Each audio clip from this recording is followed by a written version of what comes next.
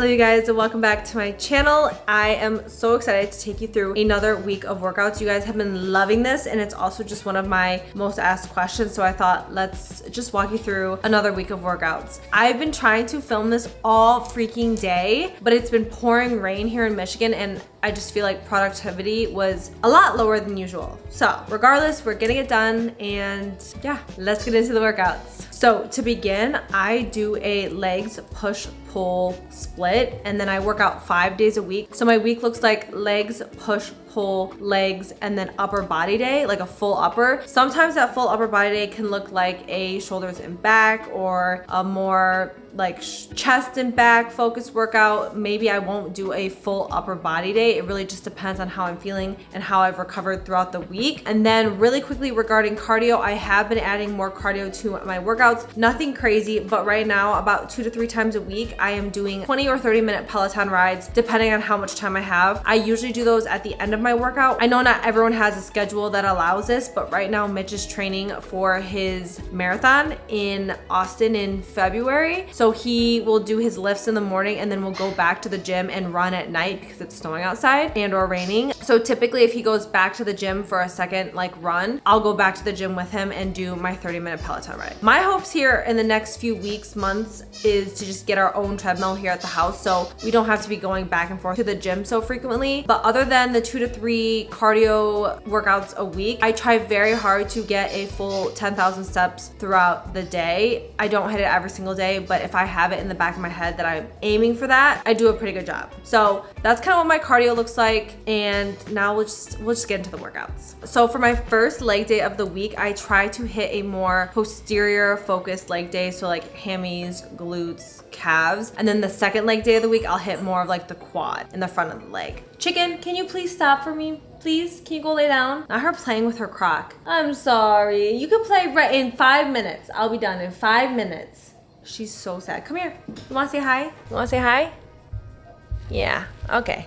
First exercise here, I did 4 by 8 to 10 hip thrusts. Lately, to mix it up and just kind of challenge myself a little bit more, because when I up the weight with hip thrusts, I really sometimes feel like I cannot feel it in my glutes. I don't know if I'm the only one who feels that way, but like right now I probably do 185 to 200 pounds on hip thrusts. If I go any higher than that, I will literally not feel it in my glutes. So I try to keep the weight lower, and then I'll mix it up by either adding more reps, more holds, stuff like that. So after each set, so each set of 8 to 10, I will do a 5 to 10 second hold at the top of the hip thrust, and that shit burns. And if it doesn't, I don't know what you're on, because your glutes should be on fire. It's dinner time. Everyone is just rushing into the kitchen right now to get food. For the next superset, this is another superset I have been loving. Like, actually hating, but also loving, which is why you guys have been seeing it so frequently. Here, we're gonna be doing 3 by 10 dumbbell RDLs. So this is gonna be a superset, meaning you complete the first exercise, 0 rest, move right into the next exercise, and then once you've completed that entire exercise, both the left and right leg, you're done and can rest for a minute, minute and a half, and then do it 2 more times. So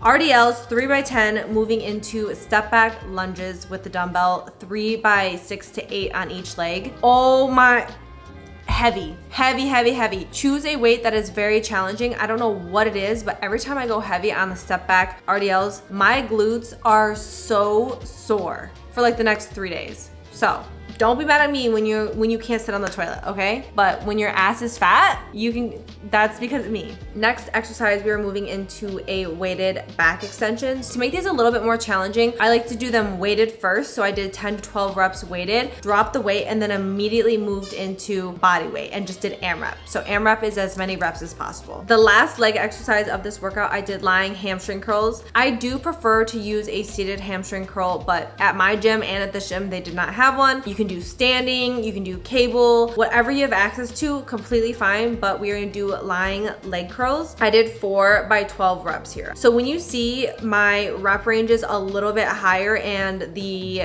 sets a little bit higher, drop the weight a tiny bit. Don't drop the weight to make it easier, but just know that you're not gonna be able to go as heavy as you would if you were doing like 3 by 8 to 10 on hamstring curls. And then the very, very last exercise, I did hanging leg raises. I did 3 by 10 here. I did not have a lot of time this day, so So if I'm just throwing in an ab exercise at the end of my workout, that's totally fine. I'm probably pressed for time. There will be maybe 1 to 2 times a week where I will do a full 5 to 8 minute circuit of abs. So that's kind of what my ab or like my core routine looks like right now. I will sprinkle in abs here and there where I have time and then dedicate 1 to 2 full circuits for an ab workout. Next, we are moving into push. And I know a lot of you still get confused like by what push and pull means. So push is just typically chest, triceps, and shoulders. So any movement that's like a pushing movement is like a good way to remember it. I forgot to mention this earlier, but even leg day, upper body day, I start all of my workouts with a 10 to 15 minute walk on the treadmill and warm up my body there. And then depending on what day of the week it is, like whether it's leg day or upper body day, for example, this is upper body day, I will always do a warm up. So here I do shoulder dislocates. These are my favorite warm up just to make sure my shoulders are good to go. I really we don't want to get injured. Make sure you're warming up. Another way that I warm up, and I don't show all of this just because I feel like it would get repetitive, but say I'm doing shoulder press, I will start with light weight on shoulder press first before going into my working set. So always doing a lighter weight first and then gradually working my way up to my working weight. That helps a lot too. Besties, we don't want to get injured. Like that is the last thing we want. So the first exercise today was bench. Bench is one of my favorite exercises ever. I know a lot of you are still nervous or scared because it's just compound movements can be scary, but if you have a gym buddy or partner, I highly suggest trying it out. I feel like bench is one of the things that has helped me improve my strength so much on so many other lifts by like increasing my bench, if that makes sense. So today we did 4 by 5 reps. Again, I mentioned, and as you see, I did warm up with lighter weight before moving into my working set. Another question that I do get a lot is whether or not your back should be arched off the bench. I know a lot of people online are like, you're gonna hurt your back, that's not good for your back, Like, no. The reason we arch our back is to put our shoulders in a position where we won't injure ourselves. So it actually is protecting our shoulders. I am obviously not like a power lifter where they have those more aggressive arches, but a more subtle, more natural arch is definitely okay. You do not want to have your back completely flush to the bench. You will put strain on your shoulders. I'm not gonna say you're gonna injure yourself, but the movement will not feel as smooth and comfortable as it should if your back does not have a slight arch in it. After bench, we are moving into a dumbbell incline press. I like to have the bench at like a 45-degree angle or slightly less. You don't want to be too far upright for this, but we are doing 3 by 8 to 10 reps here. Whenever I give you a rep range, I always want you to choose a range where you are struggling with those last 2 reps. I don't want you to easily be able to hit 10 reps and think to yourself like, I probably could have done 2 more. Like, no. I want you to be struggling by like your last 1 to 2 reps. So this next exercise is an exercise that I don't do frequently, mostly because my cable machine at my smaller gym, the cables are always being used and it's difficult to find a time to be able to do cable flies, but you can either do these with dumbbells, cables, if there's a machine accessible. But yeah, cable flies, I did 3 by 12 here, getting a really nice squeeze at the front and then getting that stretch as you let your arms back. The next exercise we are going to do is dumbbell shoulder press. I absolutely love this one. We're going to be doing 4 by 8 to 10 reps. Again, you want to be struggling by those last 1 to 2 reps. Something I do like to talk about as well is the angle and placement of your shoulders. You do not want to be having your shoulders directly in line with like your ear. I don't know if you can even see. So you do not want to be like this. You want to have your shoulders slightly forward like this. So not this. This is gonna help protect your shoulders. Push days are always just a little bit longer than the rest, I swear. Moving right into dumbbell lateral raises. So same kind of concept with the shoulder presses. You don't wanna be swinging your arms out directly to your sides. You wanna have them a slight angle. I wish I could show you this better. Okay, so like pretend you're doing lat raises. You don't wanna have your arms, this is dramatic. You don't wanna have your arms out here.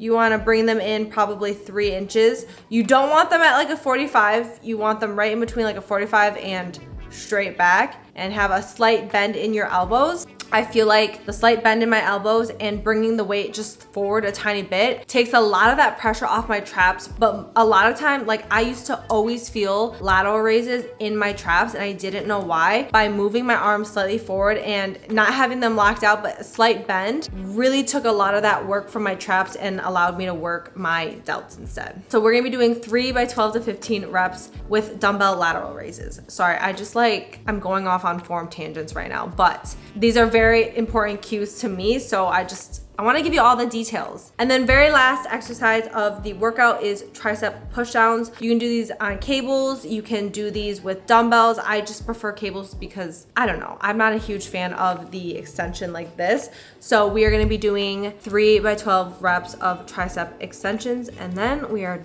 done with our push day. I hope you can't hear my dishwasher draining. It's going through a cycle and it just literally will not end. So that's why that's happening in the background. But next workout of the week is a pull day. So pull day is back and biceps. This is my absolute favorite day of the week. I have a lot of favorites, but I promise like a good back day, I love. I don't know why I feel so strong when I hit back, but also growing your back and your lats and then growing your legs will create the illusion of a waist this big, like literally so tiny. That's the goal of 2025. Itty bitty non-existent waist, and training back is going to help create that illusion. Very first exercise, and typically I start all of my pull days with this, is pull-ups. Today I did 3 by AMRAP pull-ups. If you cannot complete a pull-up on your own, add a band, you can go on a machine and do assisted pull-ups. What I like to do is I like to complete all of my unassisted pull-ups that I can, and then I'll move either to a band or a machine and rep it out a little bit more, just so I'm really challenging myself and pushing myself with my pull-ups. Moving right into lat pull-downs, we're doing 4 by 8 to 10. Again, with that range, I don't want you to not even be hitting that lower range, but I don't want you to be flying past that range. So you should be struggling once you hit the 8 rep range, and then once you hit 10, like you're getting challenged. Next we have a dumbbell row. For single arm dumbbell rows, I like to either do this off of a bench, it can be an angled bench, or anything where you can kind of lean and prop yourself up onto. A really, really big cue for me is to bring the weight to your hip. You don't want to be bringing your elbow up to your head like this, pulling your dumbbell up to your hip and following that line. So we're gonna be doing 3 by 10 reps on both sides. Also, having a staggered stance will really help you balance while doing this movement.